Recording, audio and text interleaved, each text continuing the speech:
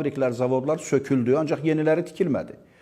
Bircə İsmayılıda bir velosiped zavodu tikmişdilər. Bu da bir uğurlu layihə kimi göstərilirdi. Hələ İlham Əliyev getdi orada, yolda bir o velosipedi o üzə bu üzə sürdü. O yol kənarındadır, həmin velosiped zavodu. Ancaq o zavodun üzərində göyərçin yuvası düzəldiblər. Hər dəfə mən gedəndə görürəm ki, zavod işləmir, qapıları bağlıdır. Zavodun üzərində də yüzlərlə göyərçinlər özlərinə yuva salıblar. Yəni o zavod da işləmir, hətta velosiped zavodu da işləmir. Yəni Azərbaycana qeyri-neft sektoru inkişaf etmir. Baxmayaraq ki, İlham Əliyev hər çıxışında demək olar ki, bu barədə danışır. Regionların inkişafı məsələsindən danışaq. Mən Zaqatalada doğulub böyümüşəm. Zaqatalada 30-dan çox zavod, fabrik vardı, hətta Sovet dövründə. İndi ancaq belə xırda-xırda fındıq zavodları var. Onlar da ancaq hakimiyyətdə olan bir nazirə və ya bir ailəyə məxsus olan, onların tabeçiliyində olan zavodlardır.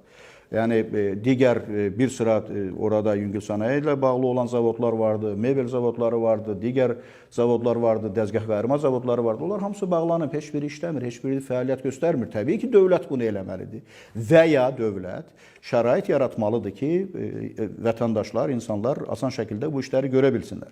Bilirsiniz, qeyri-neft sektoru əsasən Azərbaycanda nəyə görə inkişaf etmir?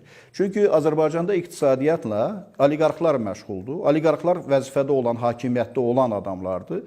Onlar isə Azərbaycanda hansısa məhsulu istehsal edərək əldə etdikləri vəsaitdən daha çox xaricdən həmin malı gətirib Azərbaycanda satmaqla daha çox gəlir əldə edirlər. Dünyanın hər yerindən bahalı bir ölkəyə çevrilib Azərbaycan. Baxmayaraq ki, əmək haqları Azərbaycanda dünyanın bir çox ölkələrindən 10 dəfə azdır. Amma qiymətlər, məsələn, Azərbaycanda olan qiymətlər, istər yüngül sənaye məhsullarına olan qiymətlər, istər ərzaq məhsullarına olan qiymətlər təxminən Almaniyada olana bərabərdir. Təbii ki, əgər bərabər hüquqlu rəqabət şəraiti yoxdursa, əgər istedadlı, bacarıqlı adamlara burada iş qurmaq, istehsal sahələri yaratmaq, zavodlar yaratmaq imkanı verilmirsə, təbii ki, bunlar yaradılır.